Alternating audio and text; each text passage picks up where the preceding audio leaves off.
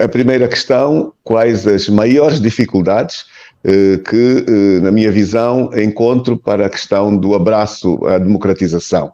É uma das questões. A outra questão, a nossa opção pós-eleitoral de abraçar o lado das instituições e de dentro das mesmas caminharmos para uma busca de um processo de assunção democrática por dentro. Creio que são as duas que me foram colocadas. Ora bem, não é fácil, diria, uma resposta imediata, mas não é possível, na minha perspectiva, responder-lhe à primeira questão sem olhar para o processo histórico. É impensável não o fazer. E é preciso dizer que os ventos da independência chegaram às colónias, ex-colónias portuguesas, um pouco mais tarde do que chegaram às outras colónias no continente. E creio eu que, de algum modo, o processo, diria assim, das consequências do modelo de colonização que o país recebeu e viveu, aquilo que Portugal aqui deixou como aspectos específicos de uma caracterização da sua própria colonização, muito provavelmente estão relacionados com maior ou menor dificuldade que nós teremos tido no pós-independência. E eu situo aqui fundamentalmente a transição para a independência. Nós tivemos uma transição para a independência que não foi linear. Diria mesmo que o próprio país colonizador não cumpriu com as responsabilidades que tinha neste processo. E isto muito fortemente marcou não apenas aquele período, mas trouxe-nos até hoje aquilo que é o próprio processo histórico. Vou ser muito mais objetivo. Portugal, país e potência colonizadora, foi parte dos acordos de Alvor. Em Angola devia ter tido lugar eleições em 1975. E o vencedor destas eleições assumiria a liderança do país. Nada disto ocorreu. Como hoje, de forma também distante, porque eu sou daqueles que pede sempre a nós nos distanciarmos do processo emocional neste tipo de avaliações, porque depois incorremos em risco de, para os jovens, e são sempre eles que são o destino maior na nossa partilha, trazê-los para um erro de leitura da história. Então, o que eu trago aqui são os factos que acompanhei também de ter visto protagonistas da transição portuguesa envolvidos naquilo que depois foram as opções do pós-independência em Angola. Angola não teve eleições em 1975, teve uma guerra civil. E a transição fez-se de um alto comissário português para o MPLA e não de Portugal para um legítimo vencedor das eleições. E Portugal nunca tomou responsabilidades sobre estes atos, nunca. Nós sabemos o que é que aconteceu na Rodésia, por exemplo, é um exemplo comparativo que eu posso trazer aqui, onde depois a ex-potência colonial acabou por voltar atrás e tentar fazer uma ponte em que deixasse legitimidades democráticas na governação daquilo que é hoje o Zimbábue, por exemplo. É uma leitura que eu aqui posso deixar.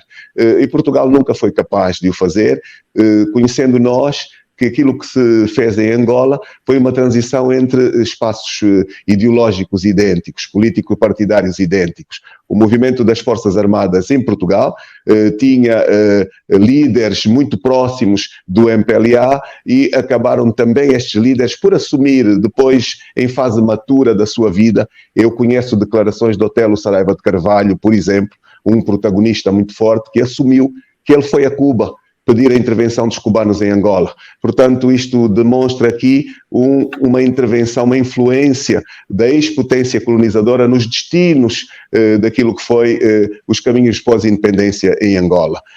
E, portanto, este processo levou a que no pós-independência ficasse uma liderança de um movimento que assumiu a República Popular de Angola.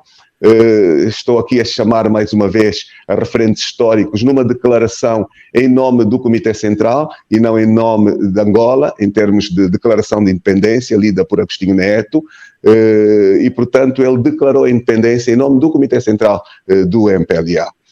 Isto demarca, são elementos de referência históricos apenas, muito fortes, importantes. E de facto, as longas guerras que nós vivemos, a guerra colonial, a guerra civil pós-colonial infelizmente, de pouca duração no pós-processo de 91-92, depois das negociações de Bicesse, uma terceira guerra muito mais destrutiva do que as anteriores. Estes factos trouxeram seguramente a uma grande desconfiança entre as partes e, portanto, diria que as bases, os fundamentos da confiança necessários para um diálogo transparente ficaram muito afetados por este período longo de conflito muito violento. Eu diria que, para além deste espaço, eu acho que há um outro terceiro ou quarto elemento que interferiu muito e interfere muito hoje nos nossos problemas, que é o lado económico ou financeiro. Angola é um país com muitas riquezas no seu subsolo e não só, uma diversidade muito ampla e o facto de nós termos, por exemplo, um bem como o petróleo, que é um bem esgotável, mas que proporcionou por etapas e ainda agora volta a proporcionar ganhos enormes de encaixes multimilionários de dinheiro, permitiu a constituição de uma elite que assumiu propriedade, assumiu a riqueza e criou medos sobre a descontinuidade deste usufruto. É um dos grandes elementos que dificultam o espaço de diálogo e de reconciliação. Este elemento aqui material que muito nos tem dificultado a uma genuína reconciliação. Portanto, citei apenas, sem uma reflexão muito ampla, o processo de transição, a característica da colonização, o envolvimento de Portugal sem reparo posterior de uma transição completamente viciada num processo sem eleições, para uma transição de um dos três movimentos apenas e não uma tentativa de mais tarde reparar o mal feito, promover eleições e fazer-se aqui o estatuir de uma, diria assim, de uma governação vinda de eleições. Os períodos da guerra, que muito marcaram, as questões económicas relevantes, que tanto nos separam e que continuamos a ter um país que tem diferenciais de petróleo multimilionários, mas que caminha sempre e cada vez mais para a extrema pobreza. Estes aspectos são efetivamente uma questão que nos marca ainda hoje nos desafios que temos enquanto país. Questão segunda da pergunta que me colocou. Eu posso dizer que nós tivemos em Angola algo que é cíclico. Pré-campanhas de 2 anos. É absolutamente incomum, sei que é uma investigadora, uma estudiosa, e eu convido-a, e a quem nos possa acompanhar neste espaço, ajudar-nos neste processo. É um processo que sempre que nós abordamos eleições, nós não temos uma campanha de 1 mês, nós temos uma campanha de 2 anos. E é violentíssimo em termos de desgaste, exposição das pessoas, desgaste de bens, conflitos enormes, permanente mudança dos referentes legais. Nunca se aborda uma eleição sem se mudar todas as leis envolvidas. Muda-se a Constituição. Eu vou fazer o exemplo da última para responder a sua pergunta. No ano anterior às eleições, houve mudança da Constituição, sem diálogo. Uma mudança imposta por um partido que tinha uma maioria na Assembleia Nacional, não auscultou os outros partidos, promoveu uma mudança constitucional, não auscultou a sociedade, não levou em consideração as exigências da sociedade para esta mudança e, portanto, tornou uma Constituição ainda mais elaborada à medida da continuidade, diria assim, da governação de quem lá se encontrava. Segundo aspecto, todas as leis envolvidas no processo eleitoral foram alteradas. A lei eleitoral, a lei do registro eleitoral, a lei de imprensa, todas elas foram mudadas.